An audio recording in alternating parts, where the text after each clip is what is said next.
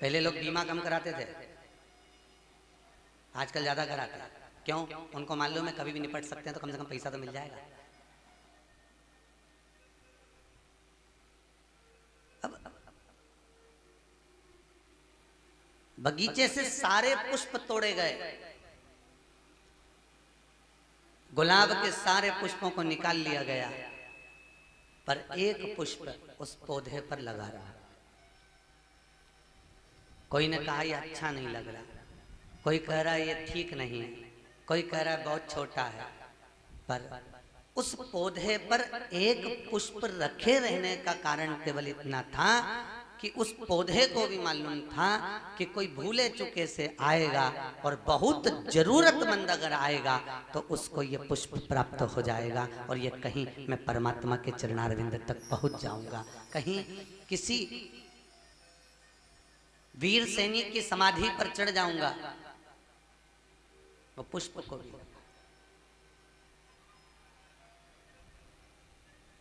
कारण केवल आपके पड़ोस में रहने वाला व्यक्ति कोई डनलप के गद्दे पर सो रहा होगा, कोई एसी के रूम में सो रहा होगा, और हो सकता है आप टूटी खाट पर सो रहे हो सकता है साधारण पलंग पर आप सो रहे होंगे, हो सकता है पंखा ही आपको प्राप्त हो। संत कहते हैं एक झोली में फूल भरे हैं, एक झोली में कांटे, तेरे बस में कुछ भी नहीं, वो बांटने वाला बांटे, जरूर कोई कारण होगा। धन का बिस्तर मिल जाए पर नींद को तरसे नैन, और कांटों पर भी सोकर आए किसी के मन को चैन। धन का बिस्तर मिल गया, ऐसी का रूम मिल गया, डनलप का गद्दा मिल गया, बड़ा सुख। अच्छा तुम देखना तुम्हारे साथ भी होता होगा, तुम्हारे साथ जिस दिन तुम्हारे यहाँ बहुत काम रहेगा, जिस दिन बहुत फैलाना रहेगा, बहुत काम का टेंशन रहेगा, बहुत काम पड़ा होगा, उस दिन तुमको थकान बहुत ज्यादा होगी और नींद ऐसा लगेगा थोड़ा आधा घंटा और सो लो, 1 घंटा और सो लो। और जिस दिन तुम एकदम फ्री रहोगे, तुम सोचोगे अब कल तो मैं एकदम फ्री हूँ, कुछ भी काम नहीं है, उठूंगी 8 बजे, मालूम पड़े सुबह 5 बजे से उठ के बैठ जाएगी। सुबह 5 सो रहा था, विचार कर कर बैठी थी कि कल एकदम, तुम्हारे साथ ट्रेन में भी हुआ होगा। यहाँ कितनी बजे ट्रेन पहुंची? ट्रेन पहुंचने का टाइम कितनी बजे का? 1 सवा 1:30 बजे का है ना। तो तुमने दोपहर में 3 बजे तुम बैठी, और बैठने के बाद तुमने सोचा आज तो बहुत व्यस्त हो रही ना, इंदौर से चली ना, उज्जैन पहुंची ने, इतना सामान तोका ने गाड़ी में धरिया, मैं तो गाड़ी थक गई, पर रात को जो सोऊंगी ना तो सवेरे कुछ भी हो जाए 8:30-9 बजे से पहले नहीं उठूंगी, चाहे कुछ भी हो जाए। और मालूम पड़े इतना कचरा जैसी ट्रेन भराई गई, इतनी भरा गई कि 5 बजे से उठ के बेचारी धापों की बाई की तरह बैठ गई। अब करे तो करे क्या, 5 बजे से और सोच के बैठी थी कि मैं कम से कम 8-9 बजे तक उठूंगी, कोई तुम्हें जगाए, कोई कुछ करे, कोई कुछ करे, पर नींद अब आए तो आए कैसे? अब पड़ी भी नहीं देती बनी कि करूँ, बहुत कठिन, बहुत कठिन। तो भगवान भी कह रहा है फ्री रहोगे तो नींद भी चली जाती है। इसलिए बहुत सुंदर बात कही, दुनिया के लोग सोने के लिए टेबलेट खा रहे हैं, नींद की गोलियां खा रहे हैं, हमारा एक निवेदन है आप भगवान की भक्ति में इतने व्यस्त रहो, तो शास्त्र कहता है अपने आप मस्त रहोगे और भगवान की शरणागति को प्राप्त कर लोगे। भजन करो, तुम दिन प्रतिदिन भगवान नाम का स्मरण करो। क्यों? सबसे ज्यादा अगर नींद कहीं समाहित होती है तो भक्ति के बीज स्फुटित होने के बाद में निंद्रा अपने आप वहां प्रवेश कर जाती है। आप भजन में लगोगे, चित्त स्मरण में लगोगे, ठाकुर जी की सेवा में लगोगे, भगवत नाम में लगोगे, आप रूप आपके हृदय चित्त वृत्ति में शांति का अनुभव होगा, सुख का। कितना सुकून कि अब मैं एकदम फ्री हो गई हूं, अब मुझे नींद आएगी। सही है? अरे बोलो तो अब नींद आई। और जब जब व्यस्त रही तब तब नींद आई है। और उठाओ अपना बचपन, उठाओ अपनी जवानी, उठाओ अपनी अधेड़ी, और उठाओ अपना बुढ़ापा, सब उठा कर देखो। जब बच्चे गोदी में थे, माँ की गोद में बच्चा, और उसको वो भी रात भर सोए और माँ को नींद आए, करूं तो करूं क्या, फिर भी जगना पड़ रहा है। इतनी व्यस्तता में नींद बढ़ रही है। फिर जवानी आई, जवानी के अंतर्गत कमाने का समय आया तो भी नींद बढ़ती गई। अब सोचा था एक बार बेटे का ब्याह कर दूं, एकदम फ्री हो जाऊंगी, खूब डट के सोऊंगी। पर जिस दिन से जगदम्बा आई है उस दिन से तो वो कहते ना, काल रात्रि आए तो रात्रि की नींद उड़ जाए। अब किसी किसी के यहाँ तो काल रात्रि ऐसी आई है सो तो नींद तो उड़ी पड़ी है, नींद उड़ी पड़ी कहे। अब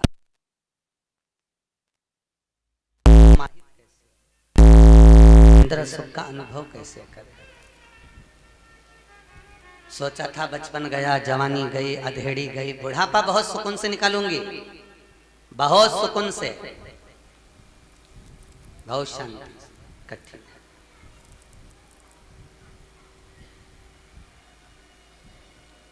और बुढ़ापा निकालना बहुत कठिन है महाराज,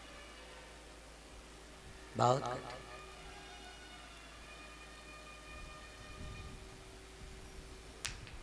कौन कौन आया था खाटू श्याम की कथा में? हाथ उठाओ, रखिए। जहाँ स्टेज बना था उसके पास में 2 सोफे लगे थे, देखा था आपने? अरे बोलते जाओ, देखा था? वहां पर एक बूढ़े बूढ़े से दादाजी बैठते थे, देखा था? गोरे गोरे से थे, हल्के से सिर पे बाल कम थे। उनके 2 बेटे उनको छोड़ने के लिए खाटू श्याम आए थे। हमने उनसे कहा देख लीजिए, आपको ये नीचे का रूम है, ये ऊपर का रूम है, कहाँ माता जी नीचे रहेंगी तो पिताजी आपके ये पुरुष लोग रह रहे हैं एक रूम में, इनके लिए हम रूम खोल दिए। बुढ़ापा देखना। बीकानेर के रहने वाले थे, उनका 2 बार सम्मान भी हुआ था व्यासपीठ से। गए, कथा हो गई, अपन लोग आ गए, वो अपने बीकानेर गए, और जाने के बाद में वापिस खाटू आ गए। हम बड़नागर कथा कर रहे थे, उनका फोन आया, गुरुजी कैसे हो, आप पहुंच गए? हमने कहा हम पहुंच गए। आप कहाँ हो? हम खाटू में। मैंने कहा तो बीकानेर नहीं गए? गए थे गुरुजी। घर पर जब पहुंचे तो ताला लगा हुआ था, और बच्चों को फोन लगाया तो एक कहता है मैं पूना हूँ, दूसरा कहता है मैं भी अहमदाबाद में हूँ। बहुओं को फोन लगाएं तो उठा नहीं रही है, तो हम वापस खाटू आ गए। फिर अब कहाँ जा रहे हो? हमारे एक रिश्तेदार रहते हैं पास में, हम वहाँ जा रहे हैं। हमने कहा अगर ज़्यादा कोई परेशानी आवे तो सिहोरा जाओ या फिर शुक्रताला जाओ, हमारे साथ चलो, कथा सुनो और सत्संग करो। जब तक वृद्धाश्रम कंप्लीट हो, जब तक आनंद में रहो, सत्संग करो। मनुष्य कितना विचार करता है, बुढ़ापा आएगा तो मैं सुकून की जिंदगी जीऊंगा।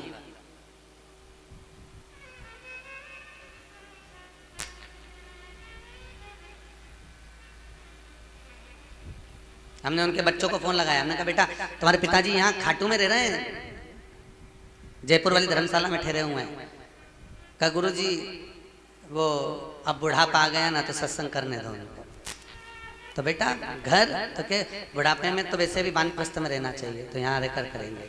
ठीक, व्यक्ति सोच रहा है, विचार कर रहा है। फिर निवेदन करूंगा, जिस गांव में पानी की कमी होती है वहां की फसल बिगड़ जाती है, और जिस घर में संस्कारों की कमी होती है वहां की नस्ल बिगड़ जाती है।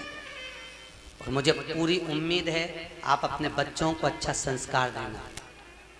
हरडिया जी मैं बड़ा खुश हूँ जो आपके बेटे बहू यहाँ बैठकर कथा का रसपान कर रहे हैं, और ये भारती भाभी के संस्कार हैं आपके बेटे और बहुओं में। हम कहेंगे कि आप कह रहे होगे कि भारती भाभी तो चली गई, पर सत्य कह रहा हूं अभी तक उनको मोक्ष नहीं मिला। जब तक वो 7 दिन की सुखताल की कथा नहीं सुन लेती वो कहीं नहीं जा सकती। ये पक्का, ये पक्का। संस्कार दिए हैं बच्चों को, और आप जितने अपने माता पिता का आदर करोगे, मेरा मुख्य लक्ष्य, कई लोग कहते हैं गुरुजी आप माता पिता पे ज्यादा बोलते हो, कई बहुओं के फोन आते हैं, मैसेज आते हैं कि गुरुजी आप बहुओं के लिए कुछ नहीं बोलते, जब बोलते हैं माता पिता के लिए बोलते हैं। हम कहते हैं तुम माता पिता की सेवा कर लो, तुम्हारी औलाद तुम्हारी सेवा कर लेगी, हमें तुमसे मतलब ही नहीं है। हम तो केवल इतना करें, तुम झुकोगे तो दुनिया तुम्हारे आगे झुक लेगी, तुम आदर करोगे दुनिया तुम्हारे आगे आदर करेगी। और मिलिट्री वाले मिश्रा जी आए हैं, उन्होंने अपने बच्चे से कहा जाओ थाली उठाओ। आज बच्चों में हम संस्कार डालें तो सही, मंदिर तो ढेर बन गए और मंदिर में केवल एक पुजारी घंटी हिलाता है, आरती करता है, और आरती तब करता है कि कोई घंटी हिलाने वाला मिल जाता है, तब आरती करना प्रारंभ करता है। कोई घंटी वाला भी नहीं मिलता, क्यों? क्योंकि बच्चों को हम संस्कार नहीं दे पा रहे। मंदिर तो बना दिए, देवालय तो बना दिए, पर बच्चों में संस्कार कहाँ से लाकर डालोगे महाराज? वो संस्कार डालकर डालने की आदत डालिए, बच्चों में कुछ ऐसे पुट डालिए। ये नहीं कि बच्चों से भी कहो कि कथा हो रही है तीर्थ में चलो, तुम भी चलो। नहीं मम्मी मेरे पास फुर्सत नहीं है, उसको समझाओ बेटा जीवन है, कम मनुष्य का शरीर किसको मालूम है, कोई 60 साल का जी रहा है, कोई 40 साल का जी रहा है, कोई 100 साल का जी रहा है, कोई नहीं भी जी रहा है, जीवन का क्या ठिकाना है। चलिए एक बार जगत गुरु शंकराचार्य जी किसी के यहाँ भिक्षा मांगने के लिए गए, विराजमान जगत गुरु शंकराचार्य भिक्षा मांगने के लिए गए, और जगत गुरु शंकराचार्य जब भिक्षा के लिए चले थोड़े थक गए तो उन्होंने अपने चेले से बोला, देख भाई मेरे तो पांव बहुत दुख रहे हैं, मेरी कमर में भी तकलीफ है, एक काम करा, ये 7 घर की भिक्षा चाहिए, इसमें से 3 घर हुए हैं, 4 घर बाकी हैं, तुम चले जाओ भिक्षा के लिए। चेला गया भिक्षा मांगने के लिए, दरवाजे पर पहुंचा, दरवाजे पर अलख जगाई, माता भिक्षाम दे, माता भिक्षाम दे। माँ अपने बेटे को लेकर आई, बोलो बाबा तुम्हें भिक्षा में क्या चाहिए? माँ भिक्षा तो बाद में देना, प्यास बहुत लग रही है, हमको पानी पिला दो माँ। माँ ने बेटे से कहा जा बेटा अंदर से पानी लाओ। बेटा पानी लाया, माँ के हाथ में दिया, माँ ने संत को दिया, संत ने पानी पिया, और पानी पीकर संत ने दोनों को देखा, देखकर माँ ने पूछ लिया बाबा अब आप आए हो तो मेरे बेटे का भाग्य बता दो, किसका भाग्य क्या है? संत ने बेटे को देखा और बेटे को देखकर भगवान का स्मरण करा, शंकर का स्मरण करा, भोलेनाथ जी का स्मरण कर कर शंकर से स्मरण कर कर पूछा इस बेटे का भाग्य क्या है। नेत्र बंद कर कर जब शिव का स्मरण कर कर देखा तो इसकी तो केवल मात्र 15 दिन की आयु और है, केवल 15 दिन। संत के आगे माँ हाथ जोड़कर खड़ी है, बाबा मेरे बेटे का भाग्य बताओ। संत कहते हैं भाग्य बताऊंगा पर तू रो देगी। बाबा बोलो तो सही। पर संत को लगा कि माँ के सामने बेटा मर जाए तो ये बात कहूं तो कहूं कैसे, फिर भी कह रहे बाबा बोलो। बाबा ने कहा इसकी उम्र मात्र 15 दिन की है, बाबा कोई कृपा कर दीजिए, कुछ कृपा दर्शा दीजिए। बाबा कहने लगे मैंने तो भगवान से भी विनती करी पर भगवान बोल रहे हैं कि इसकी उम्र तो मात्र 15 दिन की है, मरना तो पड़ेगा, सत्य है मरेगा। बाबा चले गए, जगत गुरु शंकराचार्य बाबा के चरणों में जाकर बैठ गए। जगत गुरु शंकराचार्य जी ने पूछा तुम ले आए जल? हाँ। पियाए पानी? हाँ। कुछ भाग लाए? हाँ महाराज जी। एक घर बचा है, 3 घर में होकर आ गया हूँ। ठीक है, एक घर से और लिया, लाए, समय बीता। 4 दिन बाद वो चेला तो नहीं गया, शंकराचार्य जी खुद निकल कर चले गए। और जगत गुरु शंकराचार्य जब निकल कर गए तो जाते जाते जाते जाते उन्होंने उसी समय उस बुढ़िया के घर में प्रवेश किया। प्रवेश कर कर भिक्षा मांगी, चले गए। 1 महीने के बाद वही संत को शंकराचार्य जी ने वापस भेजा, और ये वही अम्मा के यहाँ पहुंचा, वही बुढ़िया के यहाँ। उसको लगा बेचारी का बेटा मर गया होगा, चलो थोड़ी सांत्वना बधा दे। और पहुंचे और कहा माँ भिक्षाम दे। माँ तो नहीं आई, वो बेटा दौड़ कर आया, और बेटा दौड़ कर आकर भिक्षा देने लगा। संत को आश्चर्य हुआ कि ये जीवित कैसे रह गया, ये जिंदा क्यों है? तुरंत माँ से पूछा बाबा ये माँ ने तुरंत बाबा ने पूछा माँ इसकी तो आयु 15 दिन की थी, फिर ये जीवित कैसे रह गया, ये जिंदा कैसे है? कहा बाबा तुम्हारे जाने के बाद 4 दिन बाद कोई संत भिक्षा मांगने आए थे, मेरा बेटा उनको कुछ देने के लिए गया था, तो उन संत ने आशीर्वाद दिया था आयुष्मान भव, आयुष्मान भव होने का आशीर्वाद दिया था। और फिर वापिस बेटा मेरा जीवित रह गया। संत को लगा कि ऐसा कौन संत आ गया जो आयुष्मान होने का आशीर्वाद दे गया। संत ने भगवान शिव की आराधना करी, शंकर से पूछा भोलेनाथ इसकी 3 दिन 15 दिन की आयु थी, फिर बच कैसे गया, ये जिंदा कैसे है? मैंने आपसे पूछा था, आपने कहा था मरेगा जरूर, फिर जीवित कैसे रह गया? भगवान शंकर कहते हैं एक बार हमारी वाणी टल सकती है पर गुरु की वाणी कभी नहीं टल सकती। गुरु की वाणी की टेक तो परमात्मा को भी रखना पड़ती है। गुरु अगर एक बार सच्चे हृदय से आपको अगर आशीर्वाद प्रदान कर दे, और याद रखना गुरु 4 होते हैं। कितने गुरु हैं? 4। पहला गुरु है माँ, दूसरा गुरु है पिता, तीसरा गुरु है शिक्षक, चौथा गुरु है सतगुरु। सतगुरु ये चौथे नंबर का गुरु आखिरी नंबर पर है, पर सबसे पहले नंबर का गुरु है माँ और दूसरे नंबर का गुरु है पिता। दुनिया का सारा काल भी अगर बेटे पर आ जाए और माता पिता अगर जिंदा हैं तो बेटे का बाल बांका नहीं हो सकता, अगर माँ और बाप विचार कर ले तो। गुरु है, माता पिता वो गुरु है, माता पिता वो गुरु पद पर हैं, जो जीवन का सुख प्रदान करने वाले, जीवन का आनंद देने। इसलिए शायद हमारे शास्त्र कहते हैं सारे तीर्थ धाम आपके चरणों में, हे गुरुदेव प्रणाम आपके चरणों। दुनिया के सारे तीर्थ, सारे सुख, सारे आनंद मेरे भगवान सदगुरु के चरणारविंद में है। गुरु के चरणों, जो दुनिया में कोई ना कर पावे वो गुरु कर दे। और खुद देख लो, सुखदेव जी महाराज के चरित्र को आप सुनने के लिए बैठे हो तो सुखदेव जी महाराज के चरणों में राजा परीक्षित जाकर बैठा था। मरना 7 दिन में था, मृत्यु सत्य है, आएगी, पक्का है। जन्मेजय ने कांच का महल बनवाया था,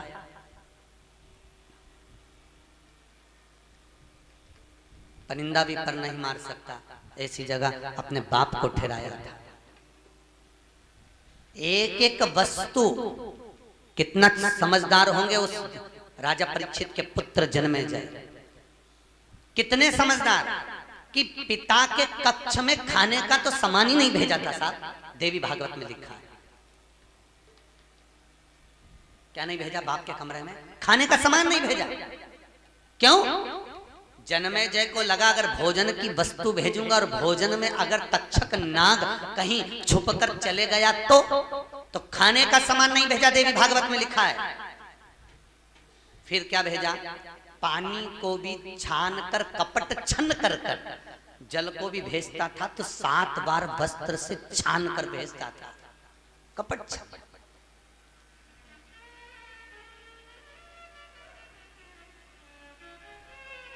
पिताजी ने अंदर से खबर करी, मुझे भूख लग रही है। बेटा अंदर जा नहीं सकता, कहा एक काम करिए, फल टोकनी भरा भरा कर आई। जन्मेजय ने बुलाया, क्या है इसमें? क्या अनार भरा है? अनार? हाँ लाइए इधर। सैनिकों से कहा ले जाओ इसको, अनार को, और अनार का जूस निकालिए, अनार का रस निकलवाया। अब इतनी शक्ति होने के बाद भी होता है। तिरुपति में लोग दर्शन करने जाते हैं, कैमरे मोबाइल बाहर रखो, ये बाहर रखो, वो बाहर रखो, बैग बाहर रखो। महाकाल में दर्शन करने जाओ, ये बाहर रखो, वो बाहर रखो। उसके बाद भी महाकाल के फोटो खींच के बाहर आ जाता है। उसके बाद भी तिरुपति के फोटो खींचकर बाहर आ जाते हैं। इतनी शक्ति होने के बाद आप कैमरे की निगाह में हो, हर जगह पर लिखा है, हर जगह पुलिस वाले खड़े, गार्ड खड़े, चेकिंग कर रहे हैं, जांच कर रहे हैं, उसके बाद भी वस्तु अंदर, उसके बाद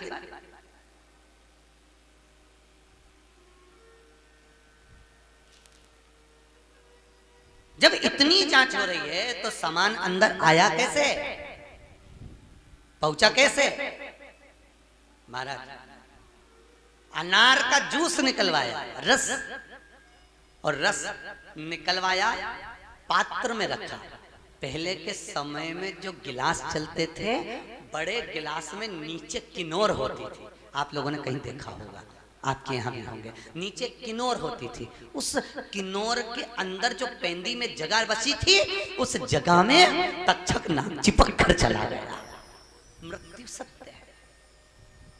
फल खाने को नहीं दिया, अन्न भोजन में नहीं दिया, कोई वस्तु अंदर नहीं जाने दी। देवी भागवत कहती है कि उस भागवत का चरित्र वर्णन करता है, जब तक्षक को जाना था तो एक फल के जूस के गिलास में नीचे पैंदी में चिपक कर चले गया।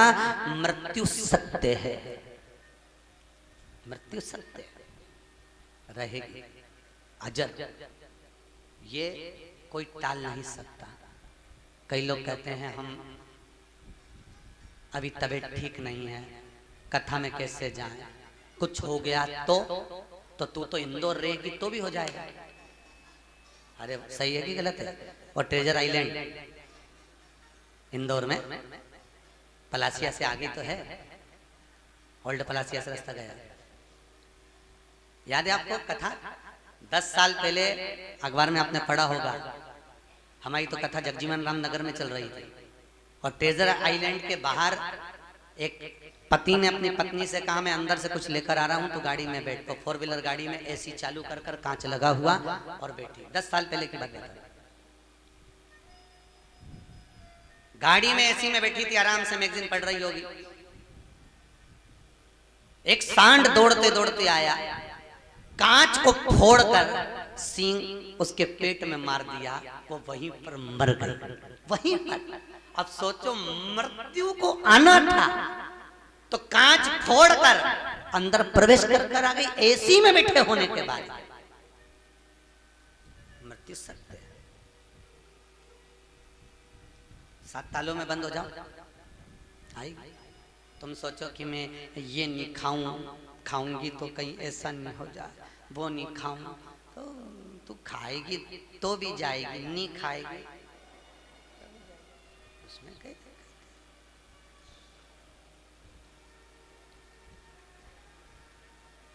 जयपुर के घंटा घर के पास में तनु नाम की लड़की रहती है, तनु दुबे।